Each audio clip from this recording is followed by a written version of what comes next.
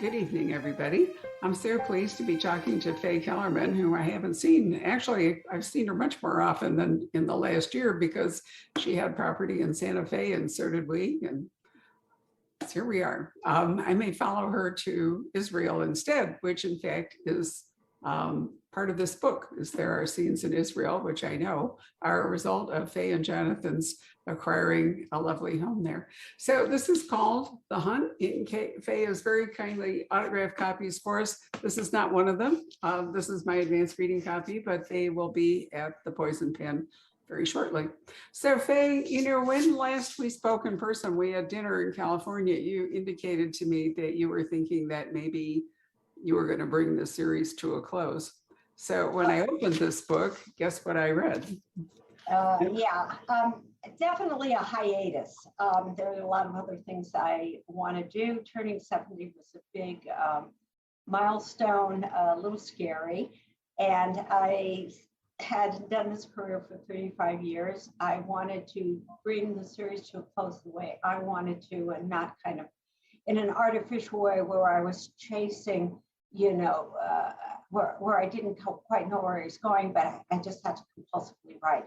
So this was a story that I had thought up for both Decker and the subplot of Chris and Terry a long, long time ago. And I knew I was going to close with something akin to this. So I wrote exactly the book I wanted to write for the end or the hiatus. Now, I'm not saying another idea will never pop into my head, but writing a book is a great effort. Even if it comes easy to you, and even if you have the ideas, it still takes a long time and a lot of thought to pen a book. So I am taking a break right now, doing a lot of other things that I've always wanted to do, and it's really been very nice. Oh, I hope you're going to enjoy it. I mean, it actually says here, I dedicate the final Peter Decker and Rena Lazarus novel to you, her fans who have followed her. But I'd like to think it might just be a hiatus. But I'll tell you what I did. I went back to my own bookshelf and look what I have here. I have my very own copy of The Ritual Bath, 1986, published from Arbor House. But what I really love, look at this. Here's Faye. This is her author picture. Whoa, I'm trying to do it without the glare and it's kind of hard. But there's I still have curly hair. I still have curly hair. My hair is naturally dark, as you can see. But as you get older, this streak over here is white. So I was determined to leave it white, but I wanted it to blend in. So I started putting the blonde streaks, and I got successively more and more blonde. So I kind of like it. I do too. Actually, I had a hairdresser years ago who said that there was a reason that people went gray. It's kinder as you get older to have, you know, lighter hair. But anyway, The Ritual Bath, I mean, this was a book that really took people by storm. I think it might have been one of the first books where you actually, I mean, you are one of the thing you did were somebody, and The Murder in the Yeshiva. Sorry, there goes my interconnection being weird again. Hang on, there it goes. I know it goes unstable every once in a while at this time of night. So in 1986, that was kind of a groundbreaking thing to bringing some elements of orthodoxy into a mystery novel. It was kind of a write what you know and write what you love, and it just took off from there. I always say this story: when you write your first novel, you have no idea it's your first novel, and usually it isn't the first attempt that most authors have at writing. So I did several attempts, and then I finally settled down and I said, you know, I am interested in other cultures. I am interested in other people, and I hope people are interested in my culture. So that's how The Ritual Bath kind of evolved. It started first with Rena Lazarus and a mystery crime, because I love mysteries. After a while, I was thinking, well, it's not going to work to have an Orthodox Jewish woman solve mysteries. I mean, they did it with the rabbis the Kellerman series, but it was sort of an artificial thing for me. So I brought in Peter. So then I had an unmarried woman and an unmarried man. I said, okay, let me throw a romance in there, because when you're writing this novel that you don't know is your first novel, you are throwing in a lot of things to see if you can get somebody's attention. Luckily, it worked out. It was not published with a big fanfare. It was published with maybe a hardcover, 1,100 books, where way back when they had more than 5 bookstores in the entire country. It didn't amount to an immediate bestseller, but back then publishing was very, very patient, and they allowed me to write another book, which was Sacred and Profane. And I liked these characters very much, and I thought they were good vehicles to tell a lot of interesting crime novels. So it just evolved from there. I've always loved Peter and Rita. They're always part of my heart. And I'm even thinking of other stories involving them, but I don't know if I'm ready to write a book yet. Well, you have, because so much of The Hunt focuses on Gabe, this child that they have raised, whose parents actually work out their story in The Hunt. I will say that you took no prisoners in The Hunt, Faye. I mean, you really didn't. We can't talk about it, but I thought, you went right about it. It's a tough book. It's a sexually explicit book. It is a cruel book. Somebody said it was 50 Shades of Faye instead of 50 Shades of Grey. And I took great offense to that, because I thought 50 Shades of Grey, and I, without commenting on the novel or the thing, did not show what a real psychopath and what a real bully is and what a real rapist is. They sugarcoated the whole thing, like this was so sweet and everything, and it was sexual and great. My guy, Chris, who is kind of a fan favorite, he was started out in Justice, is a real psychopath. And his only redeeming feature is he actually loves his wife, ex-wife, girlfriend, whatever you want to call her, Terry. But he's a bad man, and he's a mean man. And I wanted to show what cruelty was. It's not something that's just exciting or that you pass over lightly. I wanted to do it right, and I think I did. I think you did too. And in the ritual bath, I have, spent so many years since I've read it, coming up on 40, actually, 36. I'd forgotten that there was a violent crime, a rape, that in the book. And in fact, here's Pete Decker working for the LAPD.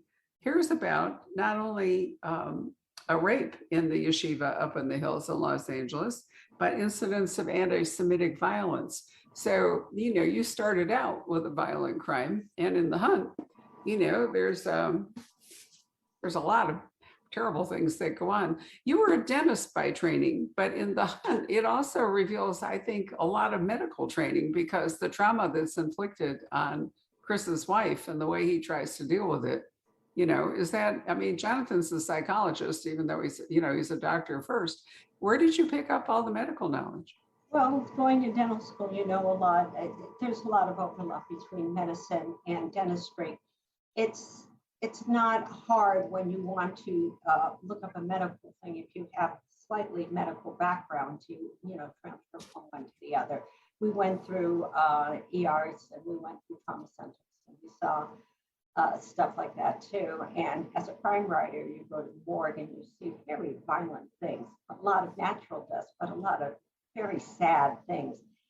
Death, to me, from the ritual bath on up, was never a cozy. Death was always murder, and rape and crime was always something that was very, very ugly, that you just don't have a crime and a dead body and then drink cocktails in the other room.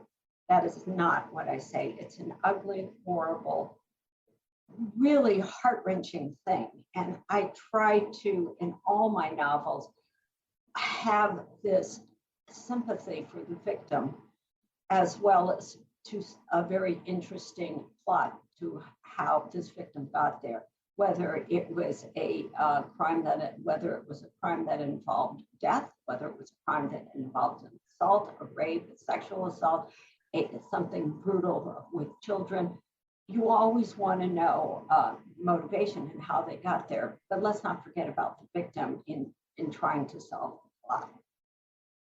So years ago, Pete and Rena took over the care of this young boy named Gabe, whose parents were Christopher and Terry.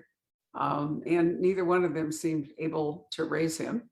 And so we've kind of come full circle, haven't we, here, that Gabe has been a part of the Decker Lazarus family for a long time.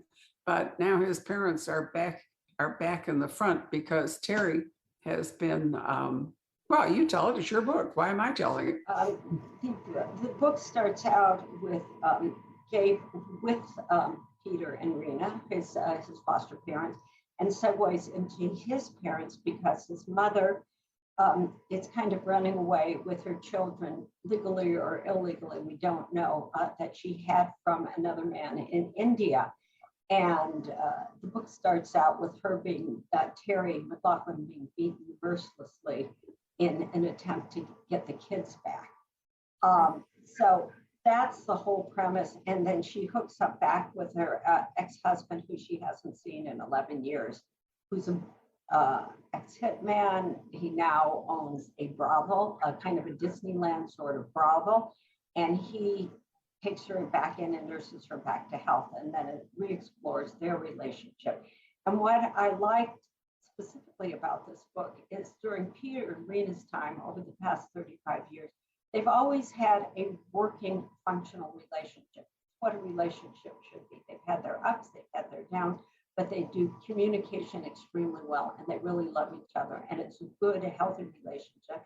And as a result, they have a healthy family, a big family, and it was a lot of fun to write about them. However, dysfunctional people are always a ball to write about. They're so much juicier and a lot of fun.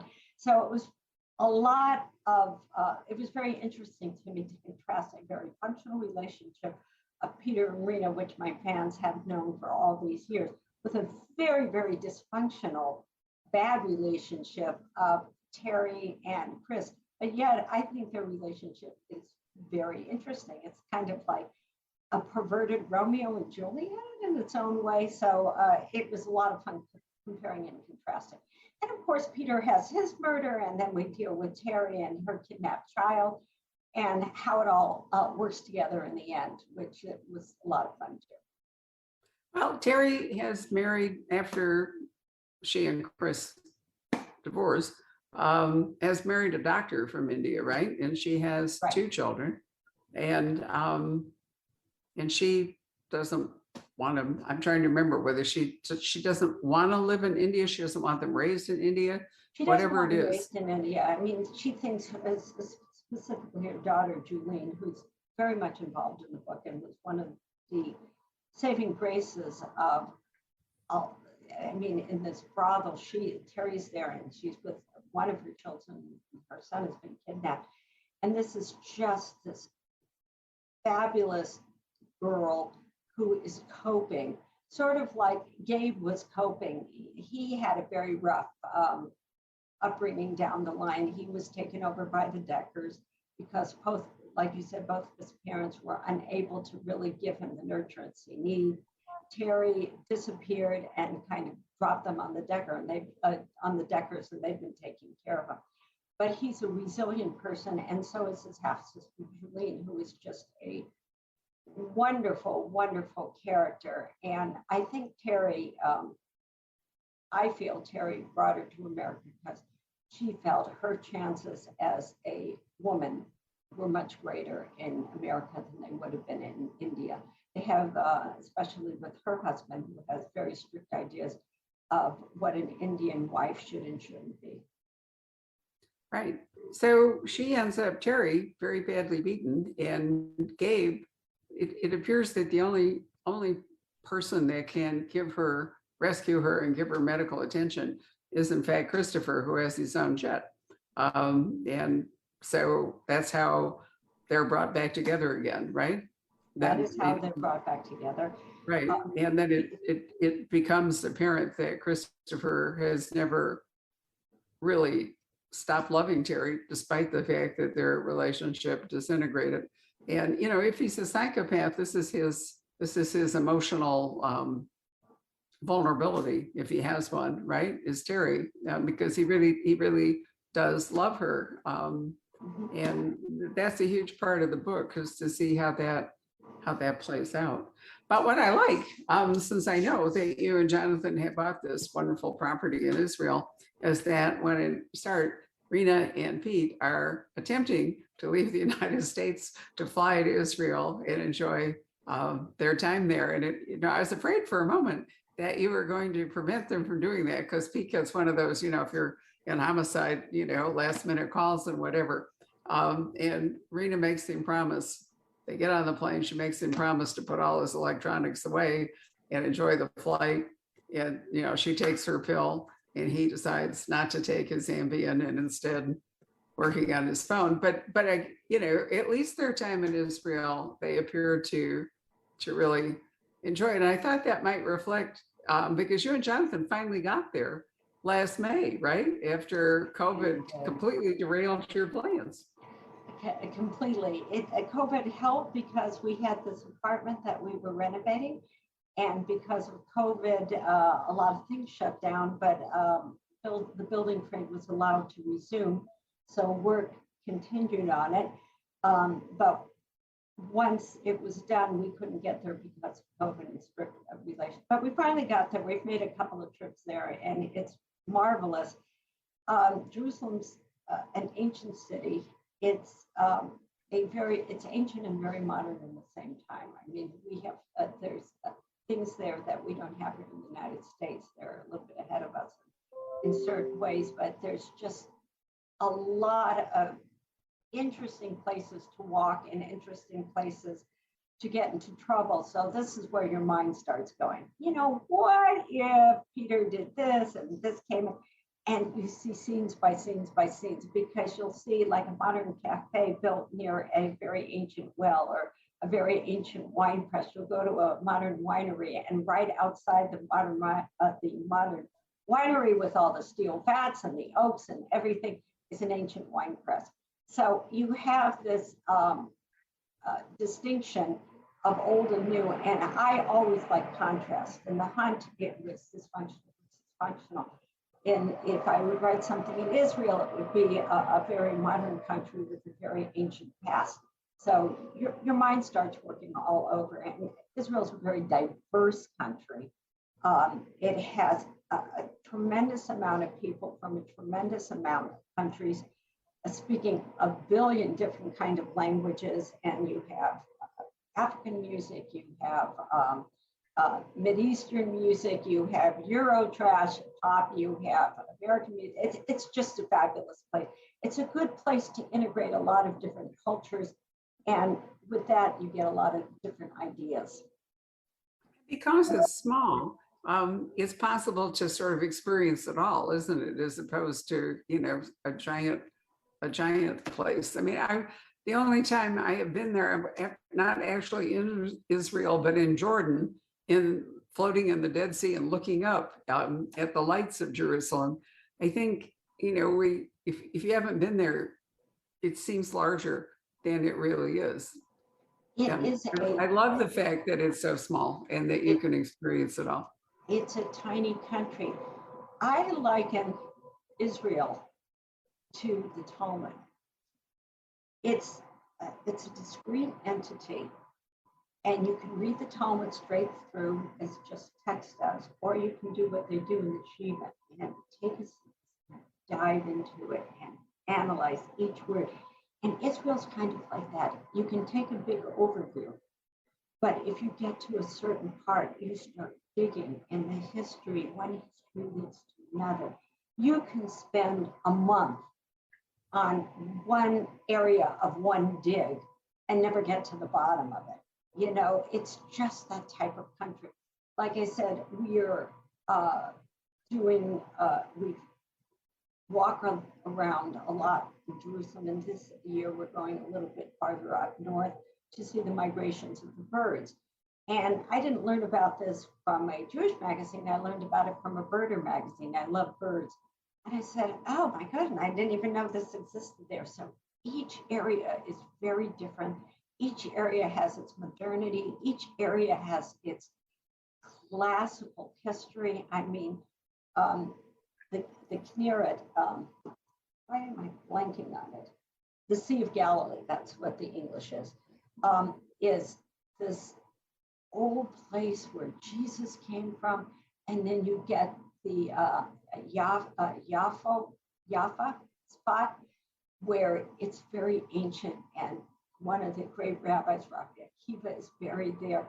So you get this mix, and yet we're staying at a hotel that's new and modern, that's right on the Sea of Galilee. So you get this wonderful mix of old and new, and you can explore areas for a long, long time, and there's still more to explore because it's so old. Such a contrast with Los Angeles, where you live most of the time. In fact, I was thinking that, I mean, we start out with a ritual bath and we are in Los Angeles, but gradually well, not gradually, you did move Pete and Rena east when Pete took a different job. Sorry, just a minute again while my screen freezes. But was it book 4 where they went to Brooklyn, if I remember? They went into the Orthodox community in Brooklyn for some reason. I think it was book 4. And that was really interesting, but they didn't settle there. Right. But why did you decide to move them from Los Angeles to New York? Was that because Pete retired and he wanted a different job, or maybe he didn't retire, but anyway, he got a different position offered to him and it gave you a chance to then write about other things?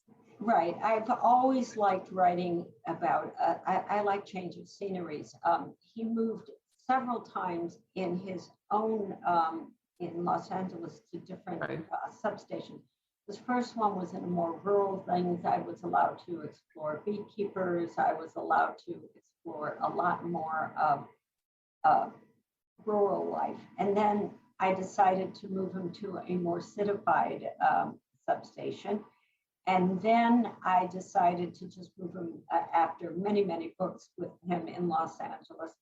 I thought I said a lot of the LA story that I wanted to settle. And I've always been one with land and nature and smaller towns anyway, even though I live in this tremendously big city.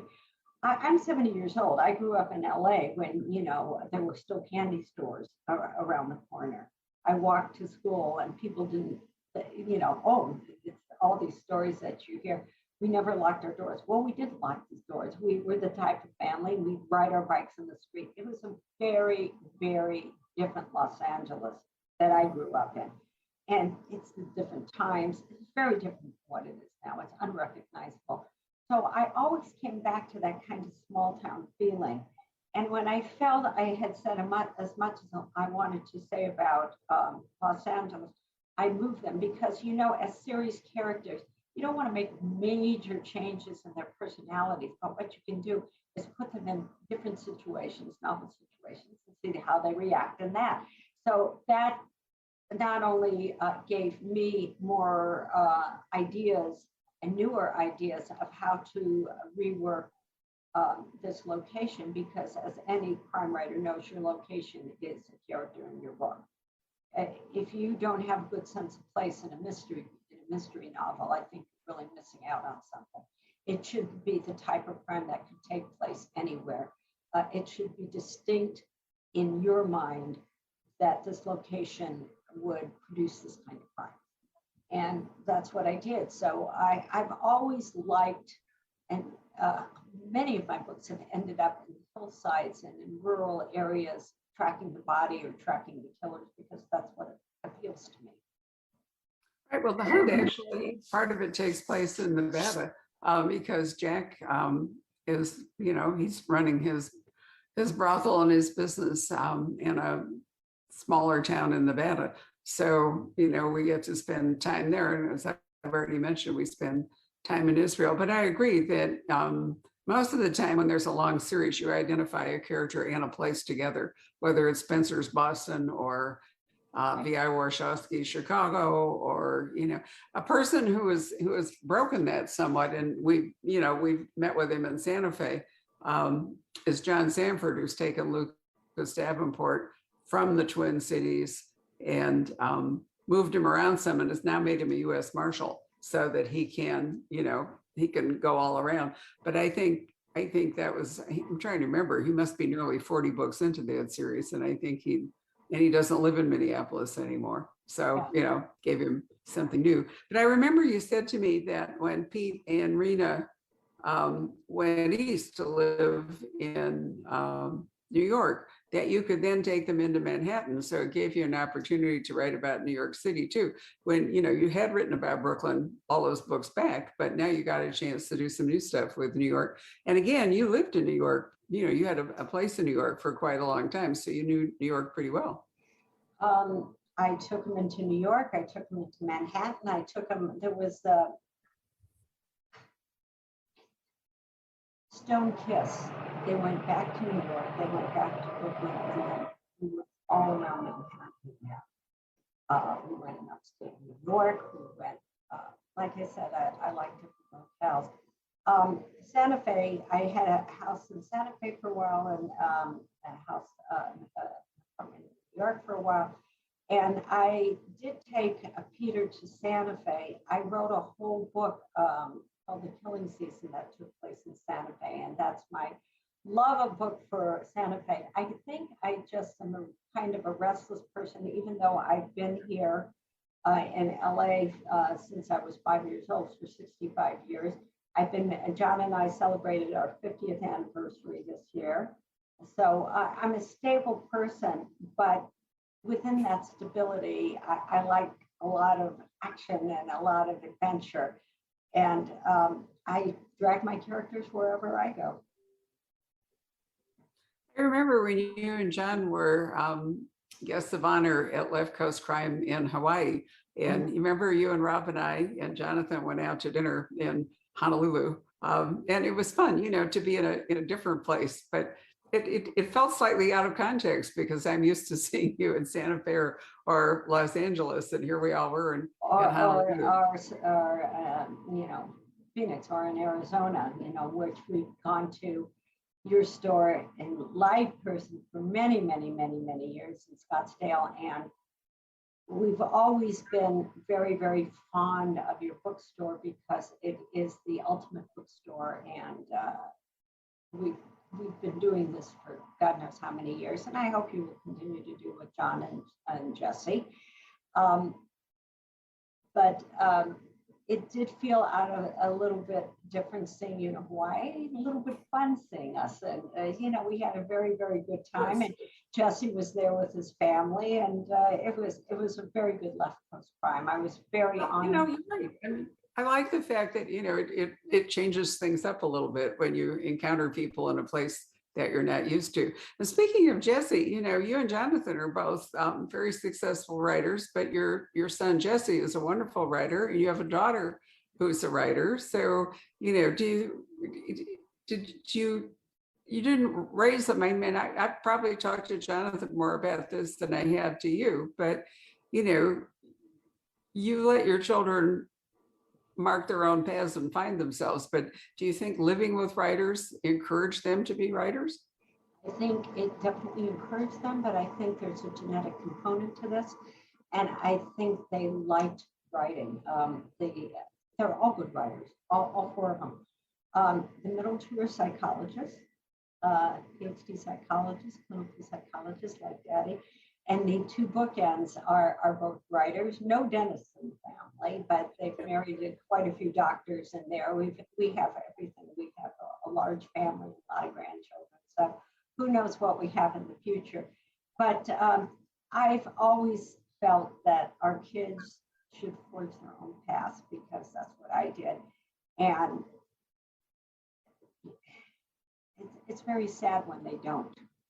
They have to be what they want to do. And I think they've all four have done that and have done that very successfully. I'm very, very proud of our children. I think they've just done a marvelous job with their lives and everybody makes mistakes, but I think they've made a lot fewer than maybe we did in our generation. You'd like to think it's the guidance, but maybe it's just they're smarter. Who knows? Who knows, indeed. Well, Jesse's the one I know the best. And of course, I think he's a wonderful writer. He's continuing to write his series set up in Berkeley in the Bay Area with John. But I noticed when I looked again at the dedication in the ritual bath, there are only 3 munchkins. It's Jesse, Rachel, and Hannah. So you must have had a 4th child while you were producing books as well. Ilana came, she must have come, if I said 3 munchkins, she must have come from at the time of the ritual bath. Elisa came, the difference between my 3rd and 4th is 7 years. So she came along a lot later. And then as you start reading the dedications, there's more and more grandchildren until the final, until this Right. book, there's quite a few more kids. But Peter and Rena I've taken them a lot of places, but they've taken me a lot of places too. And my fans are just the greatest. They're so wonderful and they're so loyal, and they have propelled my career to a very, very mid-listed, forgettable The Ritual Bath with, 1,100 copies published and maybe 500 sold into a New York Times bestseller. So I am so grateful for them and for their support and for the support of all the bookstores and all the book proprietors and all the people who have made it possible. You don't become a published writer without many, many steps in between. And as you notice with the dedication, it goes way back to our first agent, to our publishers, and all the people who brought us to this particular moment. It is. No, it's a lovely dedication, and it's quite long. I myself know your editor, Carrie Fearon. I've known her for many years, and she's a wonderful editor. And it's nice too to have a career where you stay with a publisher for such a long time. I mean, Jonathan has been with his publisher for a really long time, and that I think is very nurturing to a writer when you don't have to learn stuff all over again. It's great to be able to do that. I really thought you did a wonderful job doing what you wanted to do, which is bringing everything together and giving some resolution to the various characters here. And you're right that it's hard for a writer, but it's really hard for fans when a series just kind of, that's it. And people are left in a bad place. The characters are not necessarily in a comfortable spot for the readers to say, get on with your life. So how long did it take you to write this book? This is about 2 years, isn't it? Yes, it did not take that long to write it. It was a COVID book, and it occupied most of my COVID time. So it actually took a very, very short time to write the book. It's more or less a continuation of the previous book, The Lost Boys, which I left dangling. And as a matter of fact, the first intro chapter is the last chapter of The Lost Boys. I didn't want to put them all together because A, it would take me too long to write, and B, the book would be way, way too long. So there was a shorter arc story in The Lost Boys that had to do with 3 lost boys. But there was this developmentally disabled man who was lost. And that is the long arc that was brought over in The Hunt. And Peter is still more or less hunting for this guy and for resolution of what happens there. So he has his hunt, and Terry and Chris have their hunt, and how it's brought together is kind of, I hope, a shocker at the end. And that's it. Like I said, it was the book I kind of wanted to go out with. It's not that I am probably never going to write again, but it's going to be a while. It's going to be a long while, because life is very, very short. You see it passing you by, and your kids get older, and what's really scary is your grandchildren get older. And then you realize, well, what do I want to do? I have been in this niche for so long, and it's sitting in California and writing my books and my kids and my grandchildren. And there's a lot of other life that we want to live. And there's a lot of life that I want to be more of a part of my family's life as well. Not that I ever abdicated that responsibility, but I want to do it with ease without something hanging over my head. And there's a lot of world out there, and I want to see it all. I'm sure you will. I mean, I have to tell you that when I turned 70, I thought, now I'm going to really be old and I won't be able to do anything. 80's harder, but here I am. And I've been actually thinking, maybe 85, maybe I'll think about slowing down some, because I look around at all the books that I'd like to reread or I haven't read, or we talk about trips. Rob and I actually, I think, maybe we were thwarted for my 80th birthday. Rob had booked a trip that went from New Zealand to Australia to Tasmania and down to the Antarctic, excuse me, on the New Zealand end of Antarctica. And you went to the Northwest Passage too. Well, we did that, but we had been in 20 years ago, we went to Antarctica from South America. We went from Ushuaia across the Drake Passage, got caught in a typhoon, had to hide behind Elephant Island, loved Antarctica. And we thought it would be a wonderful thing to go back. Well, I saw yesterday, National Geographic is doing a trip where we start in Buenos Aires, go to Ushuaia, back down to Antarctica, and then go all the way across Antarctica and come up and end in New Zealand. It's well, there you go. 35 days or something of the sort. And I thought, okay, as you say, life is short, and maybe it's best to just go ahead and do things like that, step into them, and do them, because you don't know how long you've got to do it. Yeah, and while you're still feeling well and while you're still upbeat about everything and you can move rapidly, it's for a writer, especially. John's still actively writing. The more of the world you see, the more ideas you get. Even if John's books are very much centered in Los Angeles, John and Jesse's books are very much centered in San Francisco. You need to get out to be able to refresh your mind. It's just, you have to do that. And John and I always tried to travel. It wasn't always easy with 4 kids, but now that they're grown and things are going around, life is you're seeing life is not finite, and you don't see the end, but you see it as a finite entity, and you want to grab as much of it as you can. As you said, you have to feel like you want to do things like that. And of course, you have extra grandchildren, because last time around you got twins, which but one more than you were actually anticipating, which might have been a big surprise for Jesse too. But still, you've got a wonderful new generation of Kellermans to be bringing up. A wonderful new generation of wonderful children, good children, involved children, lovely children.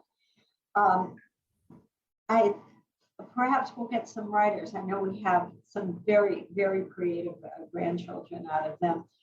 I have to tell you a funny story. I was trying to entertain my kids when grandchildren, when they were a little bit younger. And we did one of those round robin kind of things, like you start a story and then you stop and the next person continues it on, and then they stop and they continue on. And I had one grandchild who kept on saying every time it was turn, and the lion ate everybody up and there were blood and guts everywhere. And I thought to myself, she's going to be the writer. I love it.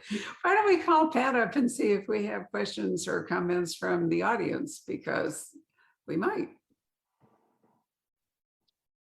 Hey, Barbara. Hey, Faye. All right. So Deb Helscher, one of our great customers here in Phoenix, was really curious where you ultimately get your ideas. Where do they stem from? As I said during this interview, you have to get out of the world.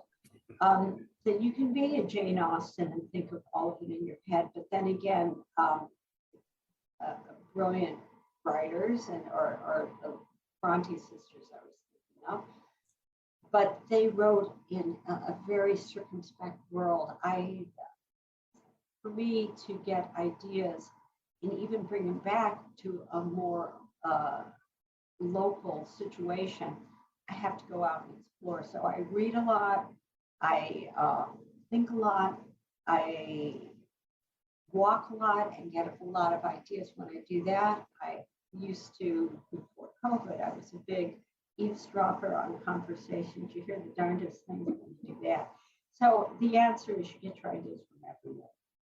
You just have to keep your eyes and ears open. Writers pay more attention to things than we might think. They do eavesdrop, and they ask questions, because writing, I mean, really most of it is asking questions. If this happened, then what if? And many of us just go along and don't think that way. But I think writers instinctively think that way. So story ideas are just everywhere. You have to just be involved. That's the best way to get an idea. My daughter grew up in the 90s during the original Pokemon. And she has some of these old Pokemon cards. And I don't know if you know, but Pokemon is back in fashion now. So I took some of the old cards and I had them evaluated. And some of them were worth a little bit, most of them were not. But that's not the point. The place where I had it evaluated, I had never been into like a GameStop or a game store where people, all these kind of darker images and the person behind the counter. It's just very interesting. And I said, hey, this would be a good scene in a book. So, things like that. That's where you get your ideas. You have to get out. Linda Schmetzel, one of our frequent online viewers, she was really curious because she's read The Hunt, and she really enjoyed the fact that you had an Arabian cop working for the Israeli police department. Mm-hmm. So she was really curious, where did that come from? And she felt that his plight seemed very true. And do you feel that it's still true? I don't remember an Arabic cop in The Hunt. Okay. You refresh my memory. Maybe she's thinking of Butcher's Theater for Jonathan. It very well could be. It could be. Because he had a novel called Butcher's Theater set in Israel, and he had a Yemenite Jewish cop, and there were Arabic cops there too, and there still are. I mean, Israel. There are some areas that are distinctly Arabic, and some areas that are distinctly Jewish, but there's a lot of mixing in between that most people don't realize or don't talk about because they really don't know the country. So there are a lot of Arabic cops in the Jerusalem Police Department. It sounds like she's mixing up books a little bit, but that's okay. What is it like being a family of writers?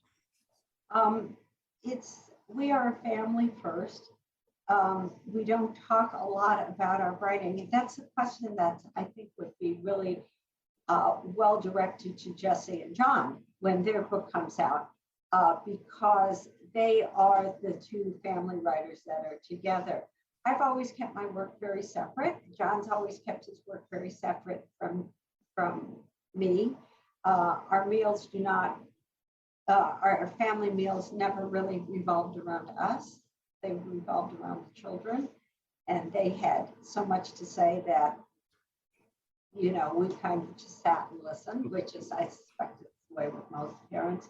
I suspect most children don't exactly know what their parents do, even though they know he's a lawyer, he's a writer. They don't know their day-to-day things, and that's how we wanted it.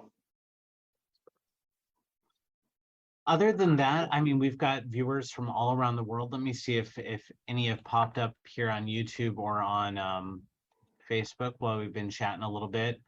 Mark Sussick always likes to know who's publishing your book. And I guess to add to that, have you always been with the same publisher?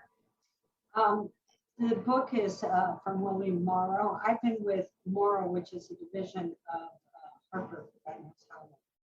Arbor House was bought over by William Moore. So I did do one defection for 3 years to, it was Warner at that time, which I now think it's Hachette.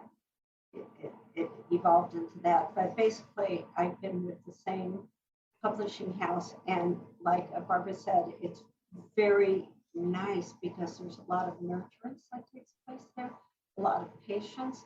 And especially back in 1986, when the Ritual Bath first came out, it was the nurturance and the patience of the industry that allowed me to have my career. I don't know if it could have happened in today's market. But back then, when there were far less, there was far less choices for your entertainment dollar. It was before cable TV. Things were just quieter and slower back then. You wanted to go to a movie, you didn't wait till it came out on video. You went to the movie, and it made it exciting because it wasn't something where you could just sit back and wait for it to passively happen. So books will never go out of fashion, but they were much more in the forefront back then. I think so too. And publishers were far more patient and far more nurturing. If they acquired a talent, they didn't expect dramatic returns right at the very beginning. As Faye has pointed out, the Ritual Bath was a relatively small print run, and maybe the sales were not tremendous, but it also was a book that created a lot of what we call buzz today, which is not a word I love, but I can remember people talking about it. You know, the content was exciting, the characters were exciting, people who didn't know anything about some Orthodox Jewish rituals were fascinated with it. It was a great beginning. What was Arbor House? I mean, was Arbor House an independent publisher, Faye, or was it acquired by William Morrow? Do you It was acquired by William Morrow, and William Morrow in turn was acquired by HarperCollins. That was another thing I wanted to bring out. At the time that I broke in and Jonathan broke in, there were a lot of publishing houses. Yes, exactly. Little ones and larger ones. And now that so many of them have just been swallowed up, you know, you have Penguin Random House or Random House Penguin, I don't even know, and then this big merger that is constantly, you know, with the Bertelsmann that's going on right now, Simon Schuster. There were many smaller publishing houses, and Arbor House was one of them. Again, they had more patience because they didn't have the kind of financial outlay that they require nowadays. Now they want the big book, they pay the big advances, and they want the big book, and they pump a lot of money into just very what they think is going to be the latest book. And the other authors kind of get either they don't bother with them or they just kind of sidelight them. There was a lot of myth-listed authors back then who had made it because publishers were patient, but it's much more corporate. And I'm not putting a value judgment on it, whether it's good or whether it's bad. I'm just saying for an author, of course, it's good to have a lot more choices. Well, as we are going from 5 major publishers due to this conglomeration to potentially 4, one of the positive things about it is there's more room now for more small publishers, and there are quite a few of them beginning to rise up again. But you know, if you're an author who wants to make a living as opposed to just being published, it's only the bigger houses that have the cash resources to do that. So a lot of writers that are publishing with smaller houses have to keep working at whatever other job they had. But you know, I think that we're going to see, as a consequence of consolidation, we're going to see more smaller publishers coming back and doing well. And there is also the opportunity to publish independently today that was really almost impossible before. Online. I've seen and read, you know, people send us books, and I usually don't read unpublished manuscripts, but you have personal friends who send them to you who are writers, and they're good writers. they just can't break in. Yeah. Because even though the writing is solid and the story is solid, they want the next big thing. It's like in movies. You had tons of small movies that didn't go anywhere, but making a movie is so expensive nowadays that Right. they only want the blockbusters. And sometimes the blockbusters aren't as good as that little small movie that No, often they're not, that's for sure. And there are a lot of wonderful books that that it's hard to find them, it's hard to get to them. For me, it's hard to, to do that. I feel guilty much of the time that I don't get to read as many books as I would like to, because even though you're right that it's harder, there are actually more titles being published. I mean, there's just this huge number of them, but a lot of them are really more product than they are books. And, Yeah. And that makes it Yeah. hard to kind of figure out what to do. But anyway, any more questions there, Pat? I mean, the world keeps evolving and there's not much we can do except adjust to it as we go. No, and it's fine. I have no problem. It's not the world, like I said, that I grew up in as a child, and it's not the world that I grew up in as a published writer, but it's a fine world. I'm not going to be you can't be a grump. I mean, you have to just go up and say, okay, this is what I have. I'm going to take bull by the horns and enjoy as much as I am. And I have a very optimistic nature in general. So, and I'm resolutely tenacious, and I want to have a good time. That is my goal in life, is to find out as much adventure as I can. That's an excellent way to end this program. So thank you all for joining us. And Faye, it's lovely to see you. I'll look forward to seeing you, Jonathan, probably in February, and Jonathan and Jesse whenever they have their new book out. But yeah, they have a new one that they're currently writing, and John always has a new one in the works, and he's out in February. And we love Poison Pen. To all your constituents out there, please go out and support your local bookstore. We love you guys, and they need you. So go and buy a book and talk to the people in the bookstores. You'd be surprised how happy you'll be by doing that. Well, thank you very much. So good night, everybody. Thanks again for joining us. And Faye, love to your family. Good night, PK. Thank you for Night. helping. Take Bye. care. Thank you. Bye-bye. Hello. We hope you're enjoying our programs and podcasts with authors. We'd like to expand them, and your help would be appreciated. Please make a donation at poisonedpenfoundation.org. 100% of the proceeds will go to help connect authors with readers in this difficult time. Thank you.